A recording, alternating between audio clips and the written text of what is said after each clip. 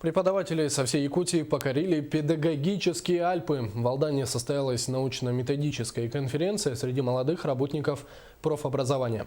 По каким направлениям прошла работа конференции и что показали ее участникам, расскажет Татьяна Вахнина.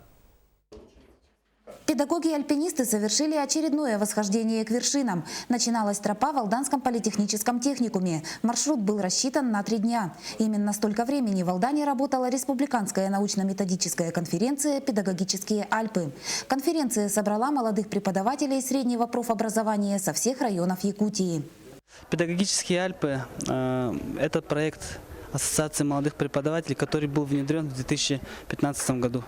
В этом году в городе Алдан мы проводим второй раз педагогические Альпы. Что такое педагогические Альпы и для чего это придумано? Это придумано в целях консолидации лучших практик молодых преподавателей, чтобы выявить лучших преподавателей, за которыми бы следовали остальные. Работа конференции проходила по нескольким направлениям. В рамках одного из них преподаватели защищали перед экспертами собственные научно-исследовательские проекты. Второе направление включало открытые уроки с использованием современных технологий. На выставке были представлены научно-методические разработки педагогов.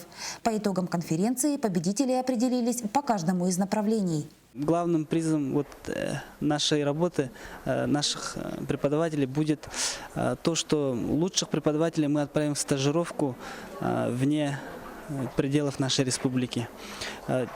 Получат ребята, преподаватели, сертификаты на переподготовку своей квалификации и также получат рекомендации на публикацию в журнале Министерства профобразования. Альпинисты покорили еще одну высоту. Пусть педагогические Альпы – явление в природе неизвестное, однако таковое стало весьма интересным и познавательным для молодых преподавателей профобразовательных учреждений республики. Татьяна Вахнина, Сергей Шипачев, Дмитрий Заливин, НВК «Саха», Алдан.